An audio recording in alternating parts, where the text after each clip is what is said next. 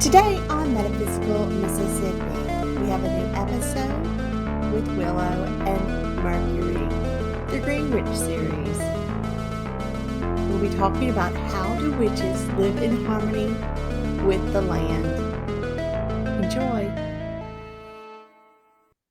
Welcome to Metaphysical Mississippi. It's Emily, and today we again have Willow and Mercury with us, and we're going to be discussing how witches are living in harmony with the land and communing with the land and all those fun things.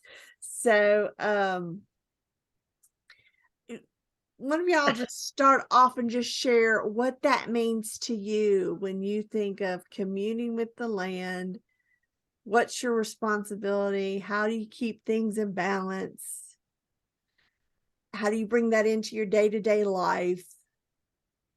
And how do you feel it helps the whole world as a whole community, Well, I think we need to be globally conscious, obviously, and like all the buzzwords, lower your carbon footprint, and like a lot you hear those buzzwords, but what really boils down to is really being mindful about what you put in your body, where you're resourcing your products from, your produce, your meats, where you're shopping, local farmers, utilizing your local farmers around you, and seeing who grows things biodynamically and who grows things without pesticides. What you do and use in your home is a huge thing that really all ripples out. And really being, like, for me, my opinion in calling myself a witch is I'm being mindful to be living in harmony with the seasons around me, with the land that I live on. Also taking the time to slow down and reflect and go inward when the winter is happening, when that's happening. Yes. Living with the seasons. I just think that we need to be conscious all around us what's going on, and to do our part. Even if you think, oh, what am I gonna help, just my little old me? Like, I don't farm. Christy does have a farm. I don't farm here, so my footprint, like what I do here, is lowering the uses of plastics, all the things that I can do in my own home to be environmentally conscious, as well as, and the reason is because my respect and love for Mother Earth is kind of different than some other people that so my love is way deep. I see her as a goddess, as Gaia goddess, so that reverence for me goes deeper. And Christy can certainly speak to the farming aspects and what you can do on a larger scale, than what I can do. So I'm going to let Christy go ahead and take care there. I mean, it's about forming relationships. We're forming relationships. We're forming relationship with the water. We're forming relationships with the air. We're forming relationships with the soil. We're forming relationship with the fire, the desire to want that connection.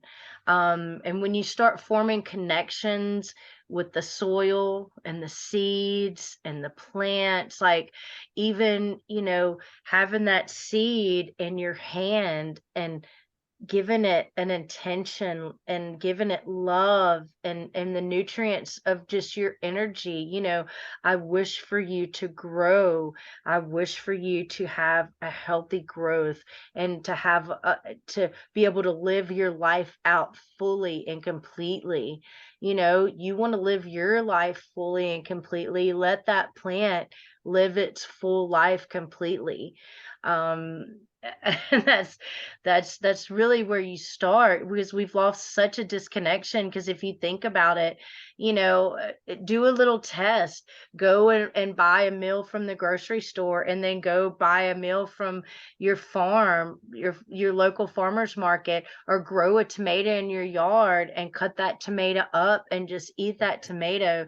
And you notice a difference, because that tomato that you bought in the grocery store the soil was depleted. Tilled up by a machine, that seed might have been generated in a lab. Even if it wasn't, it was planted with a machine.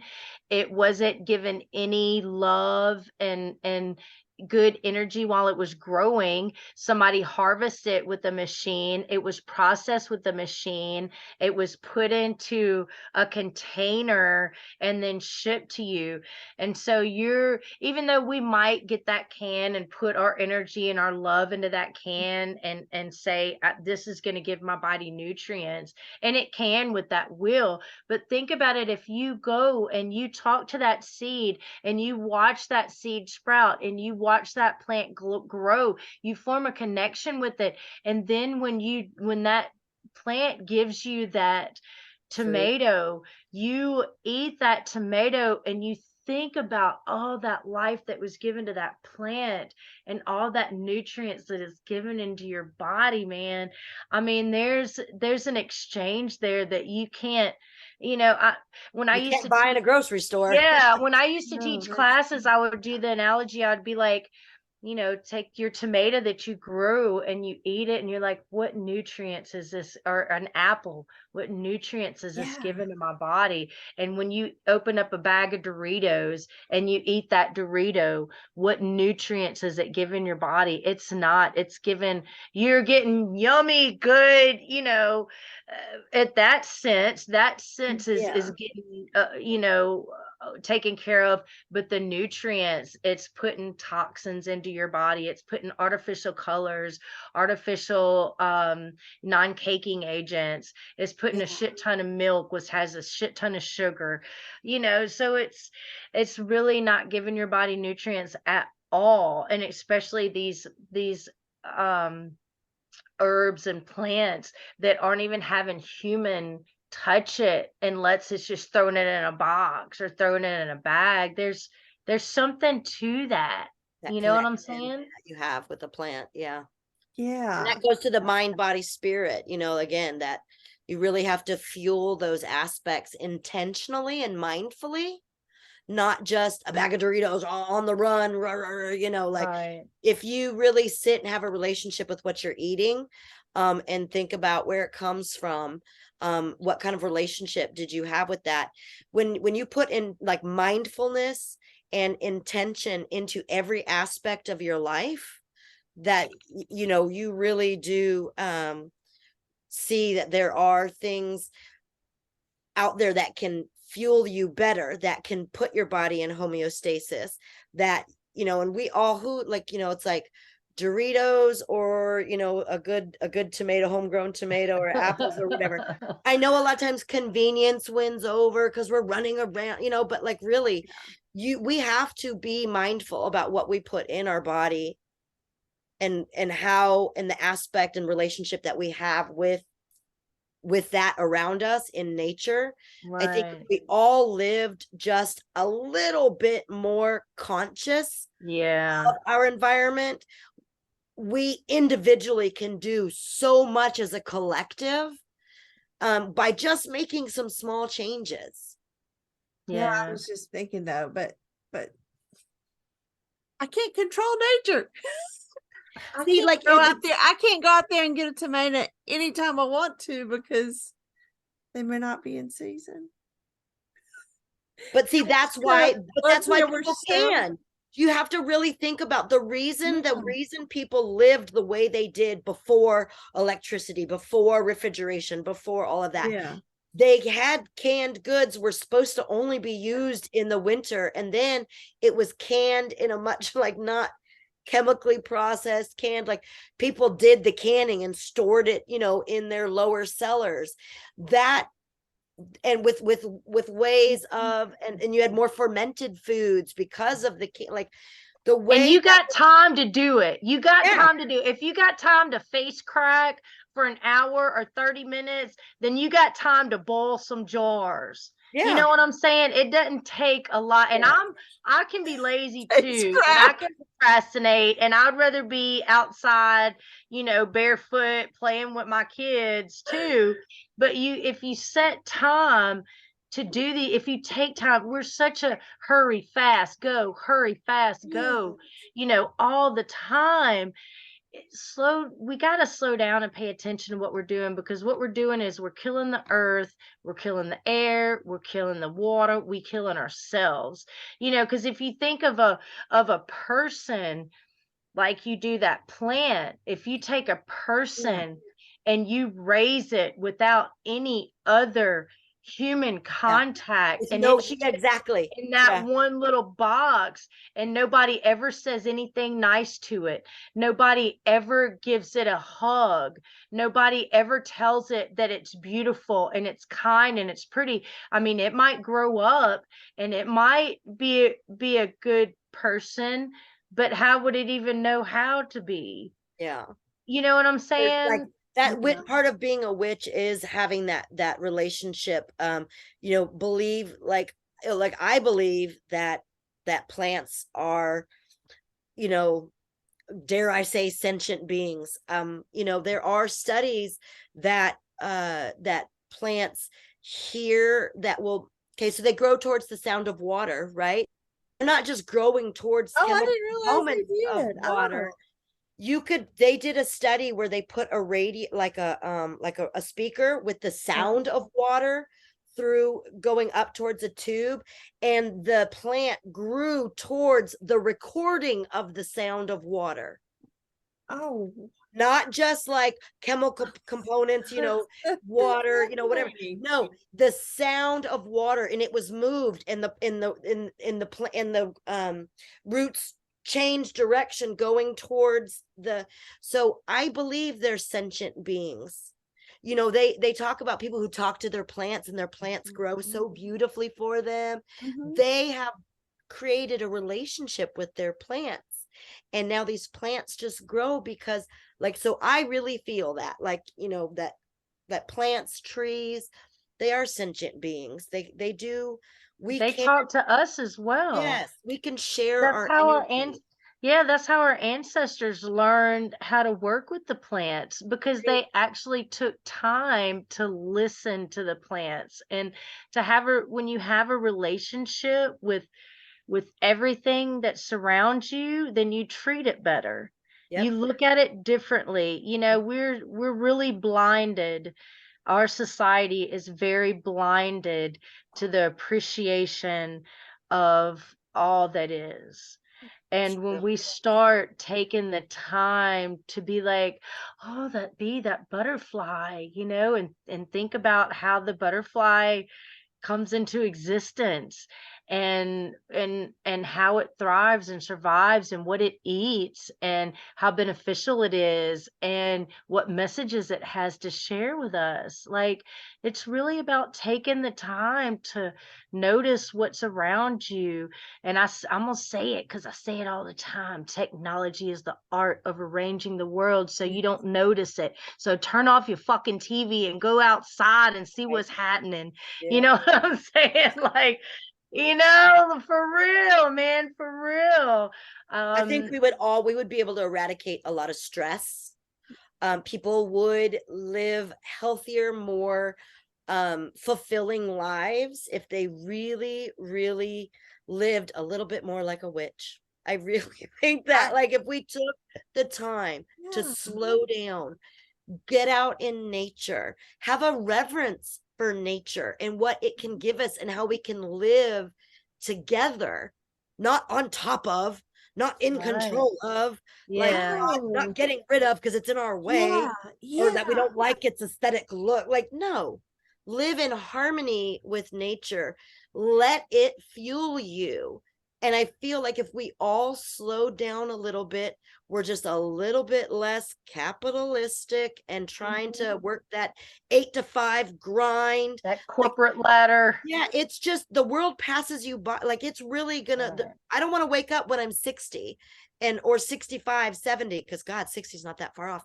No, I for me. I don't want to do that, so I really want to live each life day on this planet in like look at the clouds, look at the shapes, like smell the flowers. That isn't a funny saying And look for at no your, reason. yeah, look at Smell the yourself. flowers. Yep. Go Living in inward. harmony with the earth is, I think, not more just helpful for the earth, but it's helpful for us. Like it really would be more balancing.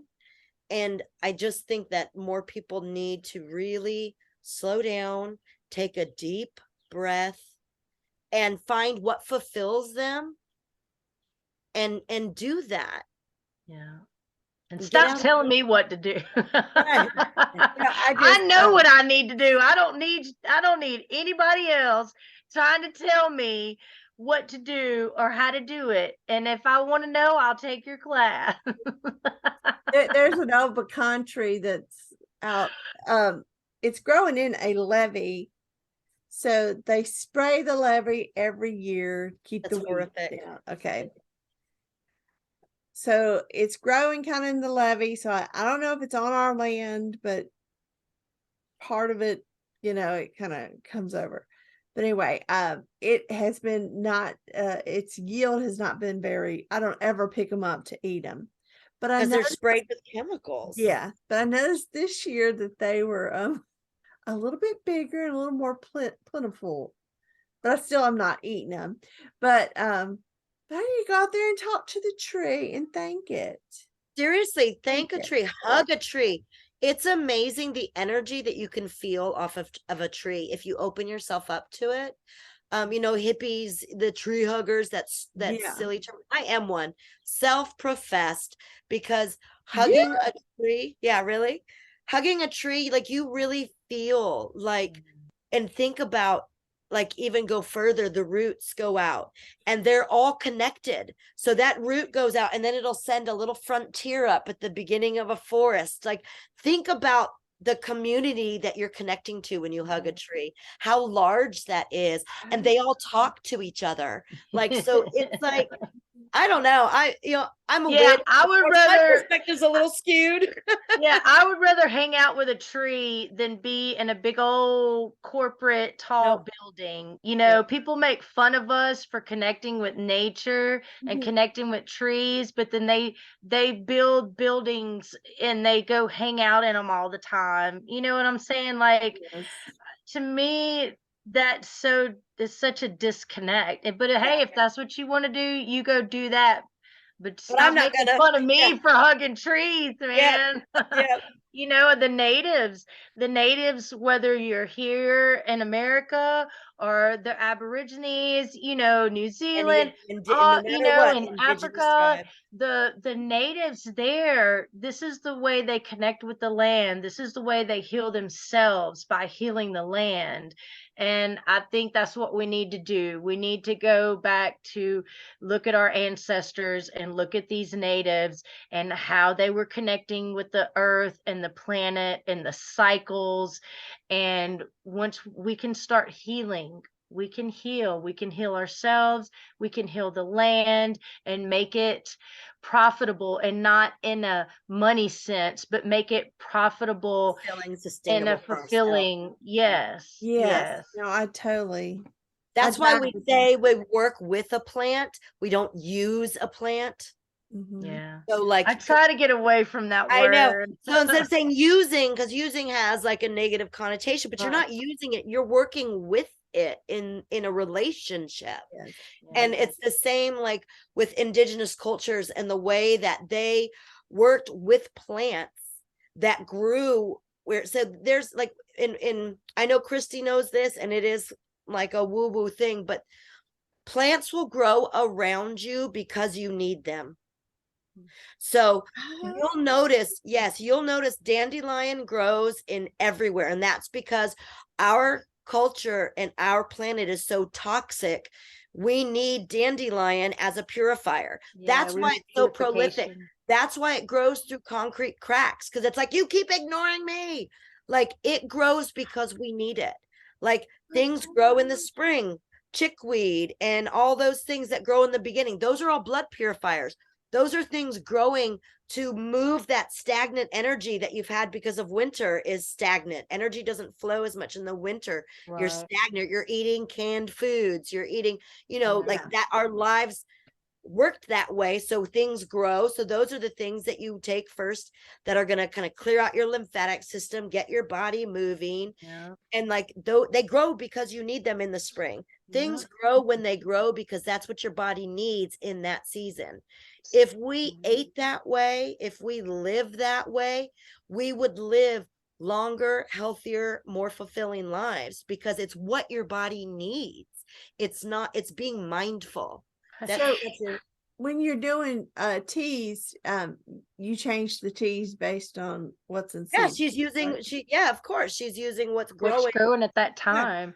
And I wonder, look, that just sparked a question in my head. Mhm. We do tend to live longer these days. We tend to, back our ancestors didn't live as long. And I wonder if it's because they were able to get that enlightenment. Maybe they were able to reach that that Because they were so in point of harmony. where you don't go any further. You've went through all those phases, and because their bodies were able to receive what they were being, and now that we just feed ourselves a bunch of junk and we're just endlessly, you know Yeah. uh not being mindful about anything that we do, our bodies are keeping going. They're like, you haven't got what you needed. You haven't got what you You needed. haven't fulfilled your journey yet. Yeah. There's Oh, Christy's theory. no, I like that. It's also probably all the parts people have plastic parts and Right, right. I think now I go back to don't that know, question that you were going to ask.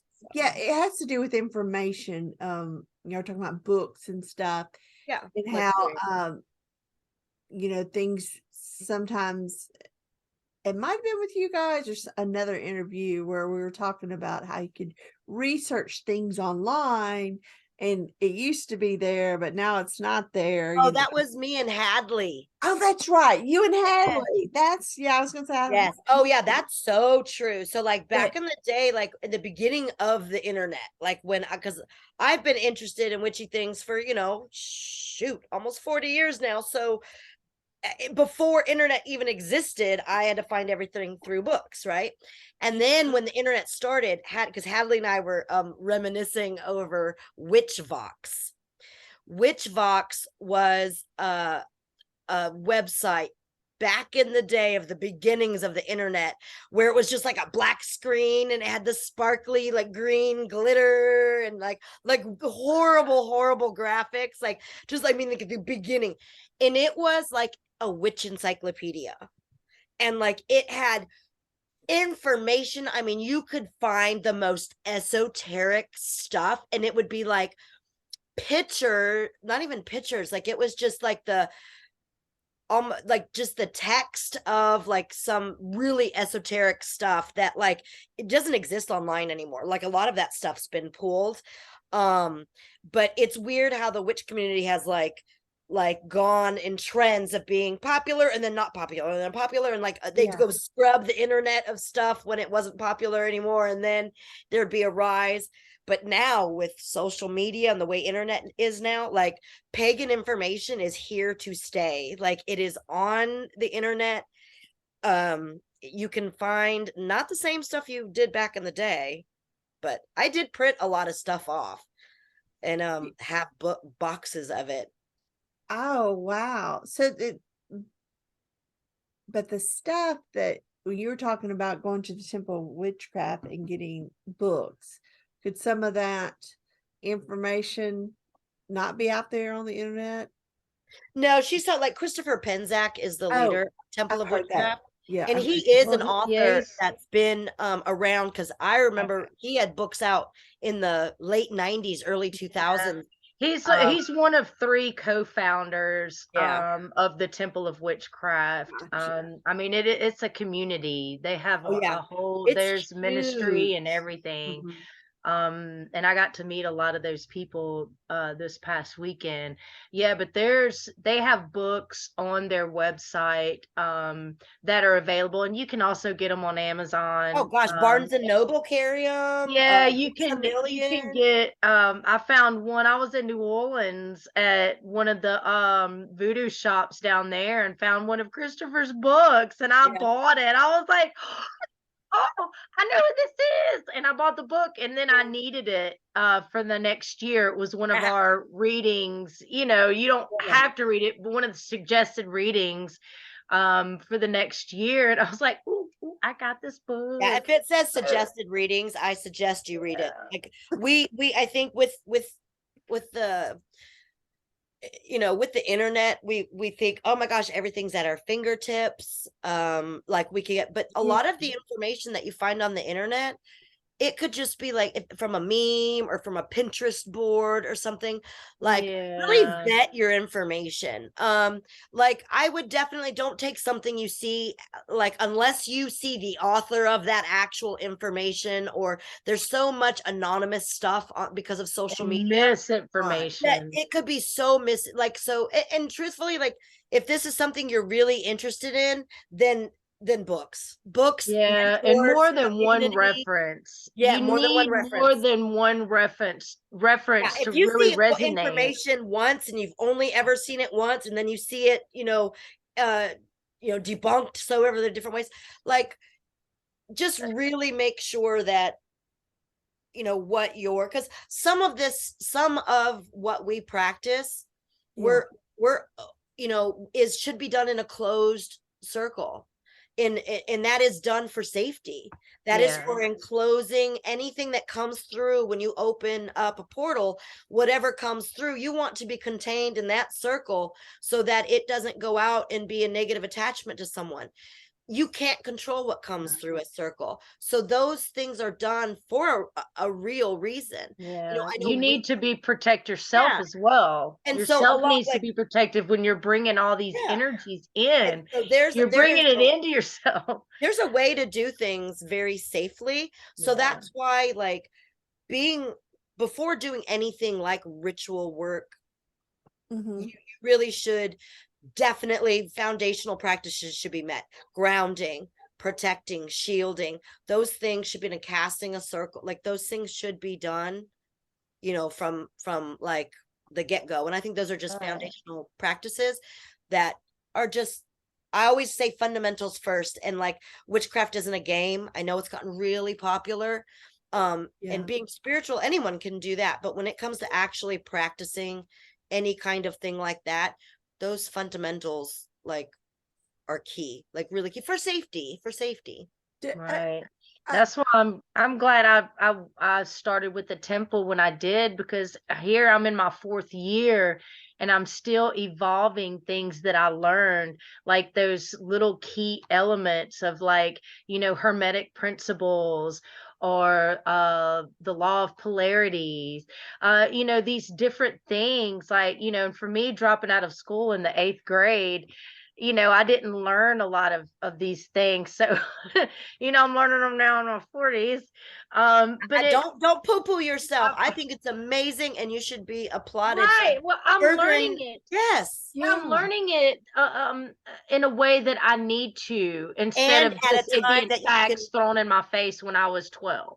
Yeah, at a time when you can really absorb it and implement it into real life. Right. Stuff that like I'll read now, like I read when I was 13 and reading like esoteric stuff, like, reading, Raven Gramasi's books at 13 years old. Like a lot of those, it just went, I knew the names of stuff and I knew what I read, right? Right. And it just went, ooh, right. Right. And now I'm 49 and I might pick up one of his books again and leaf through it and read something and just go, holy shit, and have this total, revelation. It's because now I have life experience and now I can relate, or now I really understand that principle in a way that it's like brand new.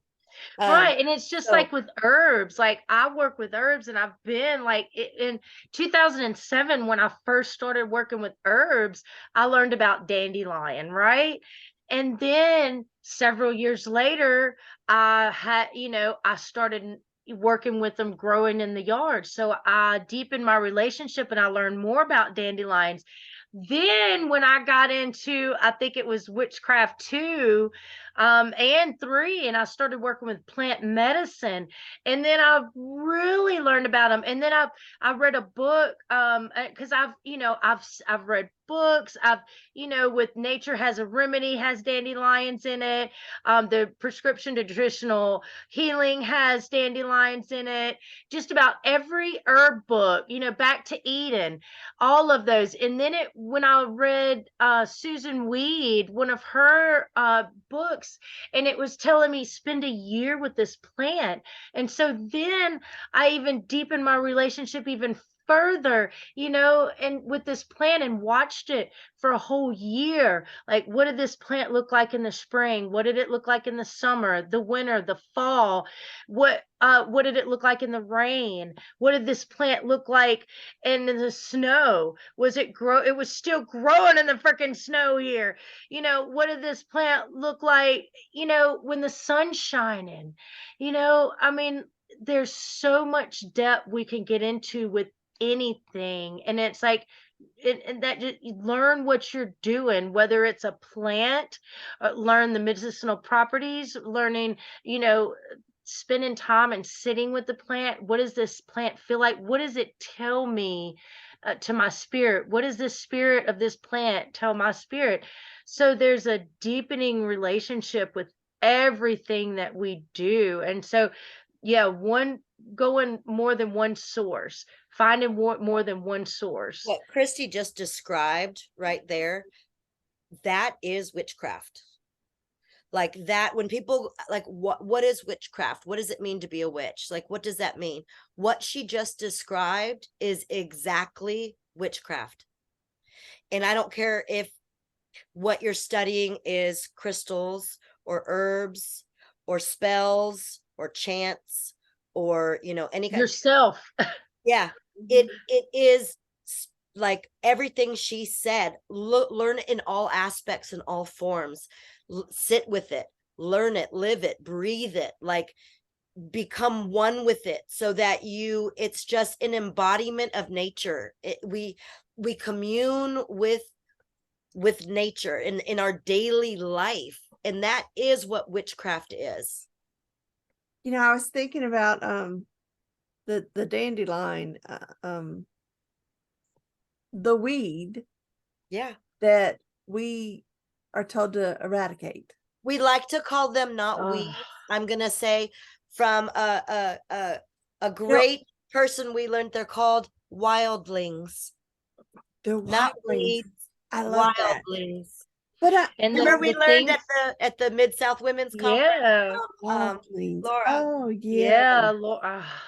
Yeah, But we sat and I learned new things about dandelion then as And well. that And like dandelions, like they're representations of the sun. They're this and the moon. beautiful yellow. Yeah, Yeah. they open up during the daytime and they close up at night. It's not just one flower. There's hundreds and thousands of little flowers. Each little yellow thing is like a flower. Right.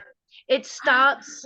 They make you happy and smile when you see them. Like they will grow in just about any type of climate. They will grow in rocks. They'll grow in the concrete.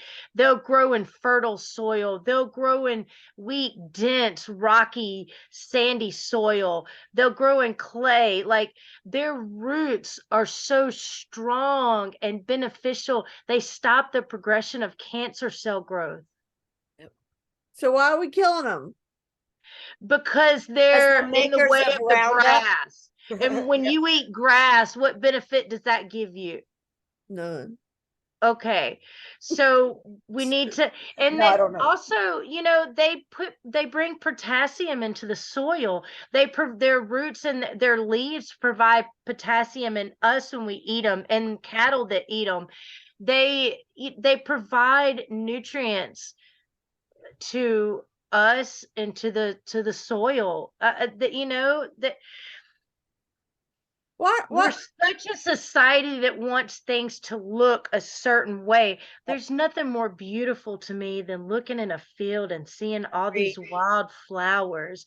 And these dandelions are growing in my yard because I need to eat them. I drink dandelion just about every day, drink dandelion tea. I put dandelion roots and leaves in my soups and in my salads. Like put it in our soup the other day, and my daughter was like, what is this, mom?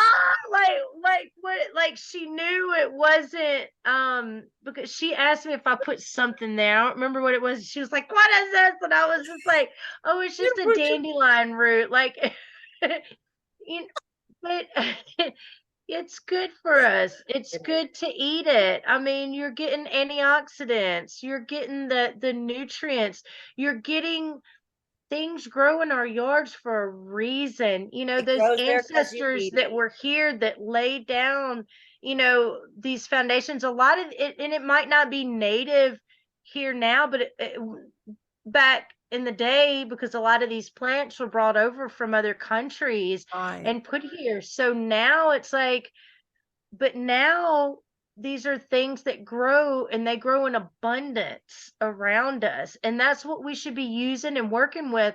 You know, the wild cherry bark tree, the wild cherry tree that's in my backyard, you know, that's growing there for a reason. The dandelions growing, the vervain's growing for a reason, the yarrow's grow. There's a reason for all of these plants, and we just look over them, and instead of using yarrow, we go buy band-aids.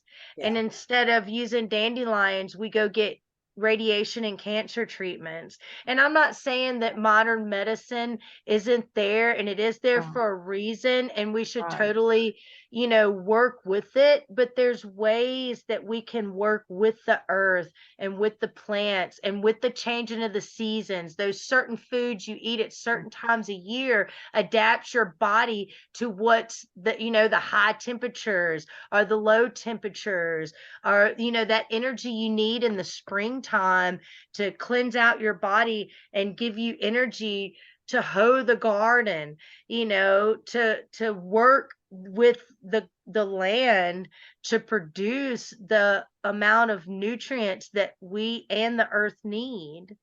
I'm doing a little bit of a nutrition thing with Heidi. Yeah. Yeah, doing the food journaling. I don't have the name correct. And I'm not doing a proper plug for you, Heidi. I'm sorry. But what I enjoy when I'm with her is we're just talking about food, and I'm just not no just talking about um I'm not really journaling, but I'm doing it in my head. But water's the thing that I know. And when they were doing Reiki, they were like, we see water, like you need water. So what what are y'all's feelings about the 8 glasses of water a day, or how important is water? That's the minimum. Yeah. Right. Like you need to hydrate. I'm Your not body is 70% water. Like you seriously need so way more water than like 8 glasses is the minimum. Is and the minimum. And I think forming a relationship with water, learning about water, learning how healing water is, realizing how important water is, and how dirty and how polluted and how toxic our water is. If you're drinking your water out of a water bottle, you're just drinking toxicity, because you think that the plastic is just constantly putting toxins into that water because it's more than likely being exposed to extreme temperatures. right. Our waters our waters and our rivers and our oceans are so polluted that um that the life inside of the water is dying. So when you really start to think of your water on a spiritual level, the connection of your, what is it? The amount of water to the earth is the same as the amount of water in our bodies, True. the fluids in Yeah, I our never bodies, thought because your about blood that. is a fluid too. You Mhm. know, so our water, if you're just constantly putting toxic water into your body or not drinking enough water, you know, that's, people don't, you know, use the bathroom every day. If you're not getting the right amount of water, you know, you're just constantly keeping these bad toxins inside of yourself. So when you start creating a relationship with the water, then you start realizing that you need to find pure water and clean water, and then you start working with the water around you to purify and to cleanse that water. You know, another thing is the air being so toxic that we just breathe. You start forming a connection with the air, and you realize you want to breathe fresh air. You start doing things to cleanse the air and purify the air in your surroundings. But water is so important. And yeah, I think you're supposed to drink like, you know, it depends on your weight as well. Like my lips are dry right now. That's given me an That's your first inkling that indicator. I haven't drank enough water Yep. today. When your skin feels dry, and as we age, we don't retain as much water, right? So you get that drier skin. And you have to remember, water's the vehicle to flush your entire system.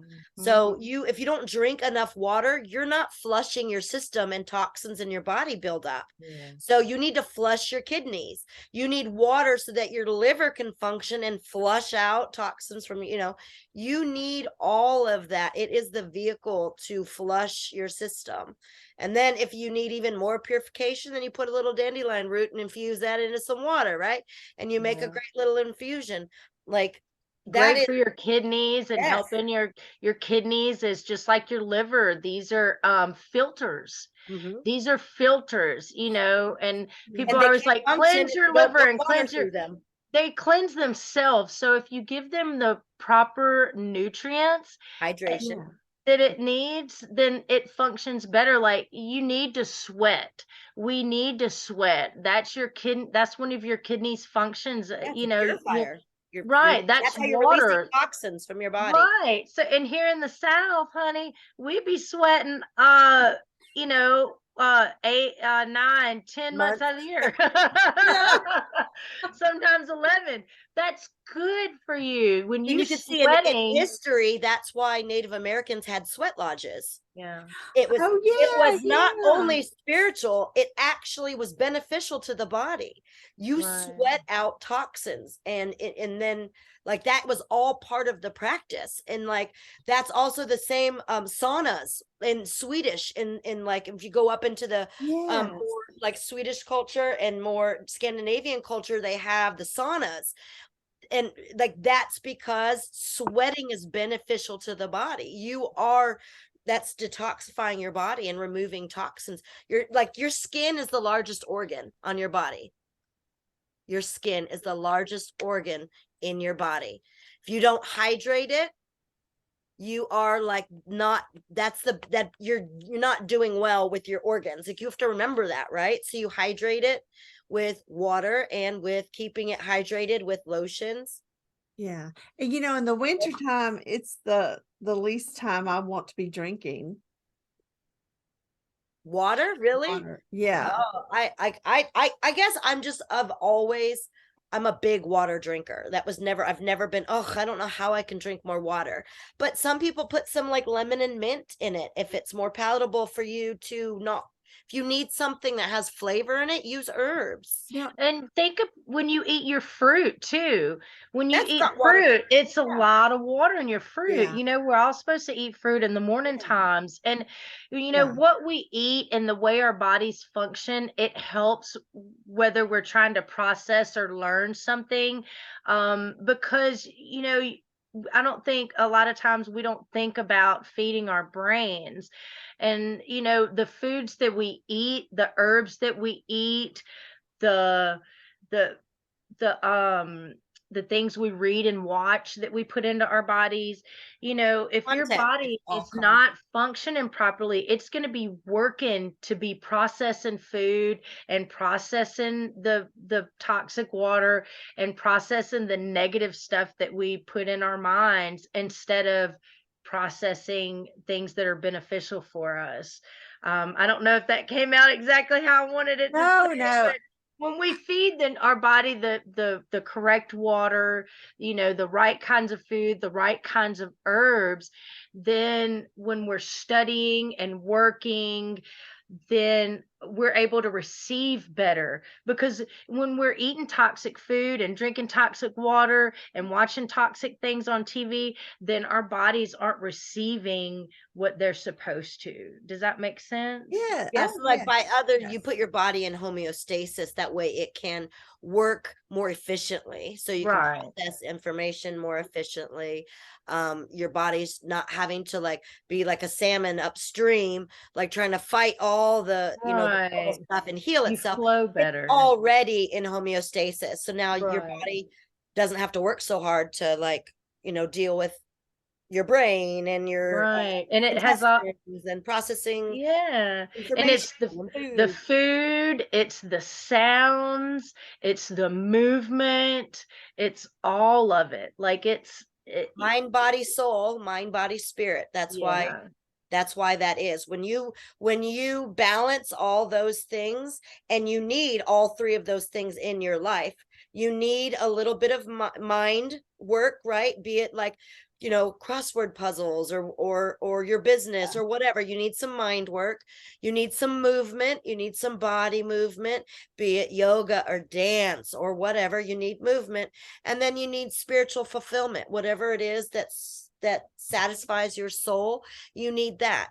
If you do those three things, that's a wellness routine right there. Boom. And if you feed those things, you keep that in homeostasis. You keep your body balanced, and then your body works at a better rhythm, and things are easier. Things come to you easier. More opportunity comes to you. Like that is balancing the energy, so that energy is in flow and things just work better. We all get way too mind, or we're all too body, or we're all, you know what I mean? Like you have to balance those things. That puts you in homeostasis. Does your behavior affect or influence your household? Oh Oh, God, yeah. hell That's yeah. I mean, do they pick up? Are you legalistic with your, drink your water to everybody in your house, or oh is my it gosh, yeah. Oh my gosh, yeah. I make sure my kids all Okay. drink plenty of water, and really, my kids are all very good water drinkers, because like that was key, and that's just key to a healthy body. Is water is necessary. It is the one thing that your body cannot live without. You will die if you don't drink enough water. Like that's key. I think it's like within 4 days or something. You guys can check, Google it or whatever, but it's like 3 to 5 days. If you have not had water, you will die. Right. Like that's I call that a necessity. I'm just being rebellious. I Yeah, don't you know think we why would I'm take so- better care of I our don't know why I'm being sources that so- are that you think we would take better care, of our sources that we need to survive. But our system is bass fucking backwards. Well, that's just And the American way. Let's monetize everything. yeah. Capitalist society. I So you mean, start monetizing water. I mean, that is the most ridiculous. Like, don't get me started on monetizing necessity. Like, I could go off on a rant about monetizing air and clean water, and like it's gross human action to monetize human life, necessities. It's Right.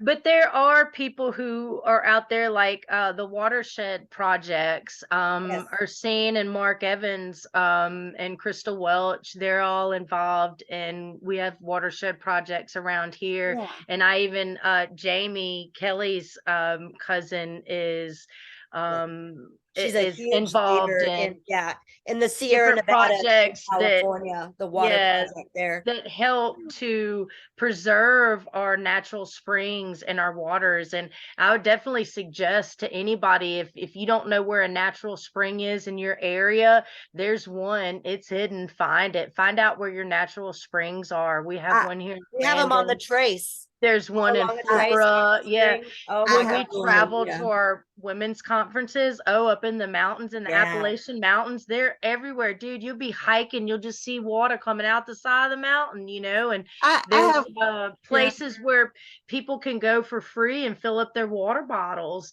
They had different caverns and stuff, and they don't do that around here. They want you to pay for your poisonous water. They don't want you to go get it out the side of the mountain. Oh, you might get parasites or something. Whatever, dude. We're not getting any nutrients out the faucet water. When you put your cup under the faucet water, there's so much chlorine, and they put it's neutral. When you test it, it's neutral, but it's only neutral because they put the chemicals in there that make you it can neutral. smell it. It's You can acidic. smell it. Yeah. When you turn it on, you can smell it. Do y'all do anything to test the water that you get from the springs? Just to make sure. You I can boil it. use, test strips and things like that, but usually boiling your water for a certain amount of time. You can also Himalayan salt. Salt purifies. There's certain stones like shungite that will purify and cleanse your water. Coal. If you have coal, like most of our Carbon. filters, most of our water Coal filters is carbon, and are all coal. natural carbon filters. Yeah. So you do filter. Okay. No, there is a natural spring about 10 miles from me, and it's Manifest Spring. So Oh, I love the name of that. Yeah, You can be like, Manifest. you have your bottled water. It's like Manifest water. and your Yes, nice I glass of made water. some soaps where I would at one time Manifest Spring soap. So it's where my granny's near where my granny's home place I really grew up. love that. And we would go and cool. collect water, but I was always still afraid to kind of drink it, No, see, but that way you're getting all the, like, obviously wells that that have been tested or whatever, that they don't have like any lead leaks or anything like that. Yeah. Or leaching iron, too much iron in it from leaching from the groundwater. But most is so much more mineral rich than your bottled water that all the minerals have been taken out and then they put their toxic ones in. Right. This is like you're getting minerals. We need minerals in our body. Most of humans are mineral deficient. Like, so which causes autism, which causes ADHD, which causes cancer. It causes a lot of Asperger's. A lot of the ailments that we have these days are mineral deficiencies. Manifest themselves or too much, because you could have, if you have a natural spring and it's right next to this cornfield that they're just planting GMO plants and just full of pesticides and herbicides, then that seeps down into the earth and that gets into the water. So that's why, you see the people about, you're like, oh gosh, they're so loud about all these non-GMO foods. It's not just that, it's the whole process. Right. It's that we're actually poisoning the water by it leaching through, the agricultural places that use so many pesticides, the class action suits against Monsanto. It's not just, whatever. It's that these things are actually causing cancer. These things are actually poisoning the earth. Right. And just such a huge, rich conglomerate, it's hard to take them down because they've got money. Well, so it shows that, money is more important than the actual earth that provide us sustenance. We're killing what we need to survive because we like money. Like doesn't that sound so stupid? I mean, and that's why there's the money if we're not here to you know what I mean? Like, it's change our priorities. And that's why we do things like biodynamic farming. We work with permaculture on our land, our few little acres here. We work with the land. We put nutrients into the soil, and then the soil puts nutrients into the plants, and then the plants give nutrients to everything, to us, the animals, the air. I mean, when when you work with the soil in a permaculture way, you're not saying, okay, I'm going to plant for this season and then till it all up and say, I'm going to plant for this next season. When you work with permaculture and biodynamics, you work to plant things that are going to be here for your children and your grandchildren. And that would You grow work with together the land. naturally in You work nature. with you work with the land to where things, they die off and then they come back. And then the things that don't come back every year, you save the seeds and you replant those seeds, but you don't necessarily have to keep digging up that soil. You let the infrastructure take its course. You let the land, because it's it's a lot. It is a lot, but if you start doing things a little bit at a time, like just stop using herbicides and pesticides, stop using Miracle Grow, because these things do deplete the nutrients from the soil. We want to build up the nutrients in the soil. We want to build up the nutrients in our bodies. We want to build up the nutrients in our minds and in our spirit. And that's how we do things, instead of just trying to kill things off. I don't want to take parts of myself that I don't like and just get rid of them. No, I work with those parts of myself. I work with them, and then I create a balance, and I create a way of life that's not ridding, that's not fearful, but it's a way of life that is balancing, and a way of life that is progressing and evolving. It's a journey. Life's a journey. So your garden outside's not nice little rows. No, see, nature doesn't grow that way. No, and I have to have raised beds because they built up the roads around us, and it's kind of like a swamp. When it rains, it just floods here. Yeah. We have 1 inch to 3 inches of water that just pours through our land. She plants things that would grow together naturally, and there's plants that you put next to each other that actually help each other. They have a symbiotic relationship. Yeah. So you don't just plant rows and rows of corn, and then over here is soybean, and over here is this, like that kind of stuff. That's not how nature grows. Like, okay, so if you look at an English garden, like an English garden, it looks very wild and stuff is just growing all crazy. Their gardens, they kind of garden biodynamically already, in the fact that they put things together that would grow together in nature. Right. They help the plants grow next to each other for a reason. I know, like, comfrey grows next to apple trees, and I think that's the analogy, and that they actually grow. One's roots help the other. One goes deep enough to bring the water up to the shorter rooted plant. They grow together to help each other survive. Yeah, so that's part of we plant like our basil next to our tomatoes, and it helps with the horny worms. Or you can plant basil next to your cabbage and help with the cabbage beetles. So we grow our herbs and our flowers and things with the plants, because they all are, certain plants are beneficial to other ones. And you start and then you let them seed. We let things go to life. As soon as it die off, we don't just pull it up. We don't let cut some things, it's aesthetic anymore, right? No, and you have so to let it have its cycle. And then you see what comes back and what doesn't. And then a lot of my stuff is still in the garden, like, that died off, but there's still seeds on it, and the birds that are out there are still eating on those seeds. And when it does come time, we'll go out there and cut stuff down, and then we can have like fires, and then that ash adds to the garden. We might just add some more compost or some more dirt. We do have to there's a local plant store that we do get soil every year, but because the way the water runs through, even with our raised beds, we continuously have to add soil.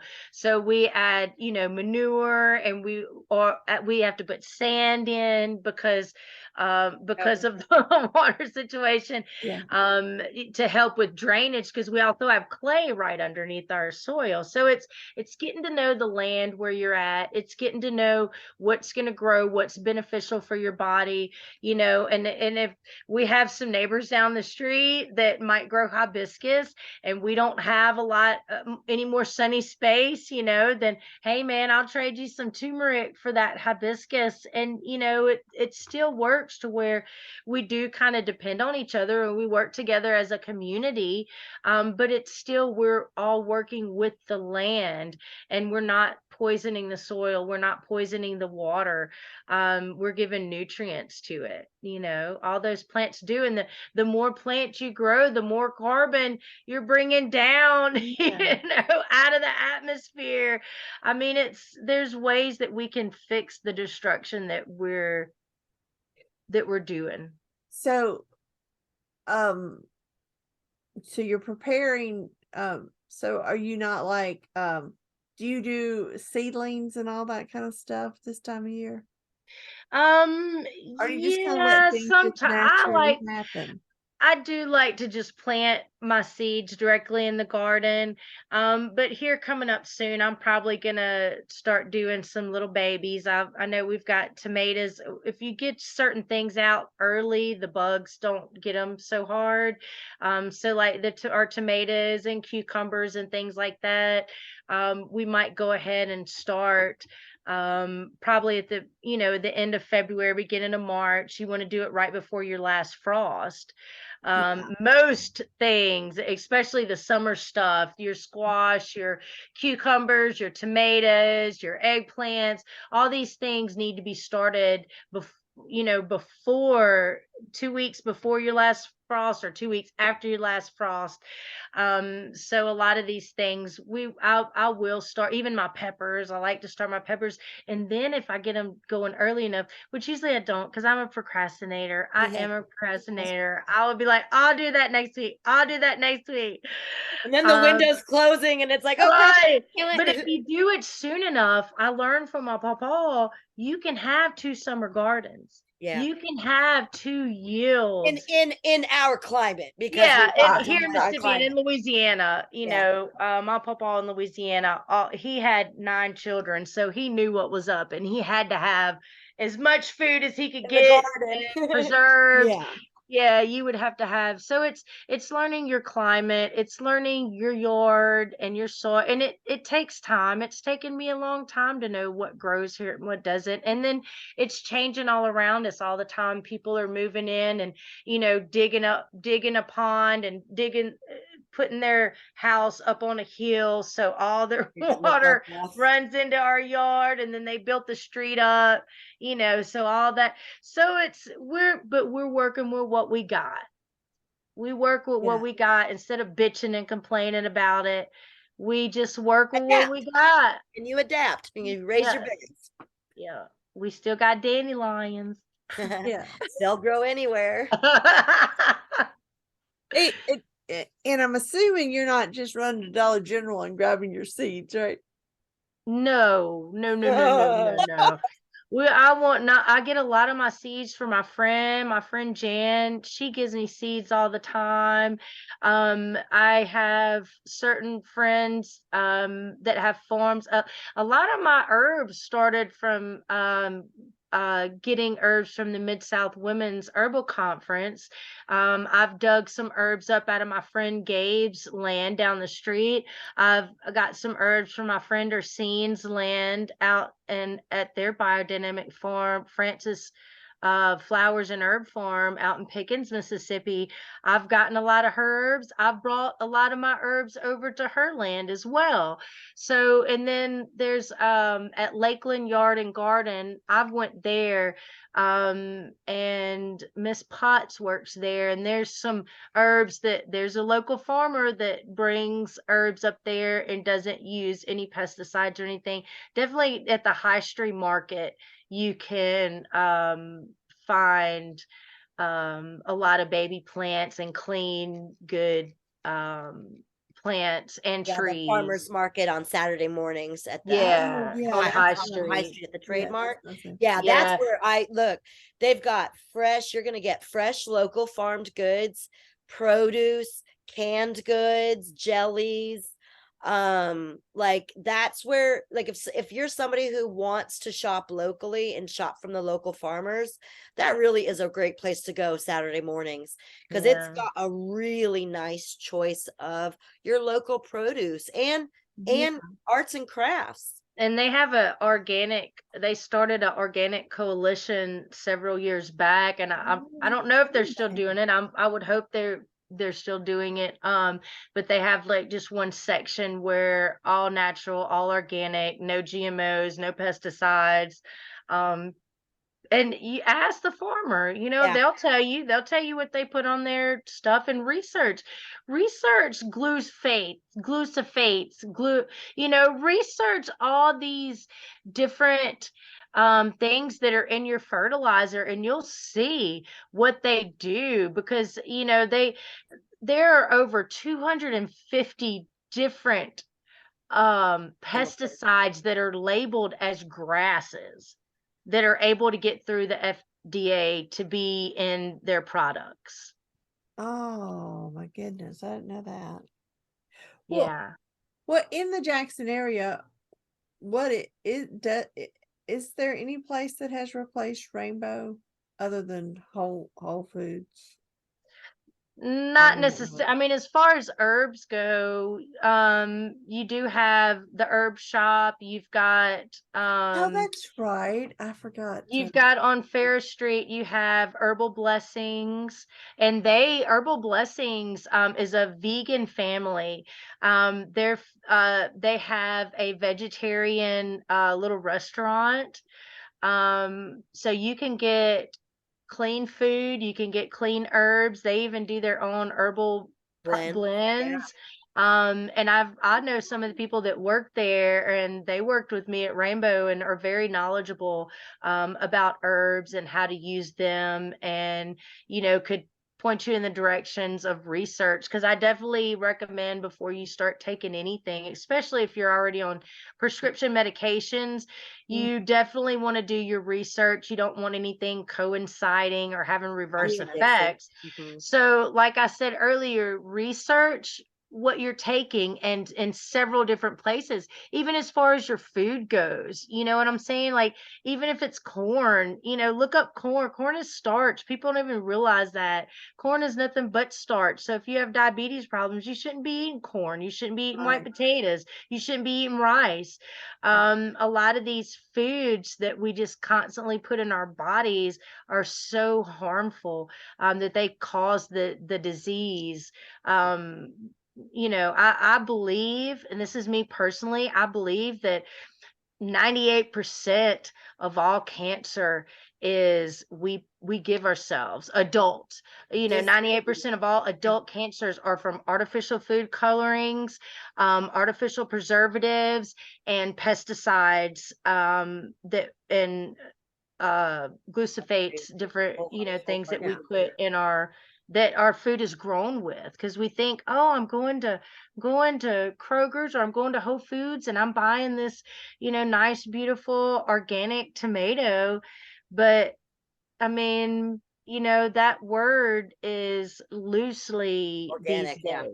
Yeah. I mean, it's really loose, because like I said, there's so many harmful chemicals that are listed as just a grass. Yeah. So, Christy, I really liked how you were talking about enlightenment in our lives, and maybe lasting so long now, because it's taken us longer to get there, because we're eating plastics and putting plastics in our body and everything. But this sounds like a good time for us to stop for the day. So I thank y'all again for coming on and talking about how Living in we can live in harmony. Yes. All right. So anyway, well, hopefully Thanks for we'll have having y'all back. So thanks. Yeah, thank you, Emily. Bye. It's always a pleasure talking with you. Oh, thank you. Sure is. Okay. The views expressed by guests are their own, and their appearance on the program does not imply an endorsement of them or any entity they represent.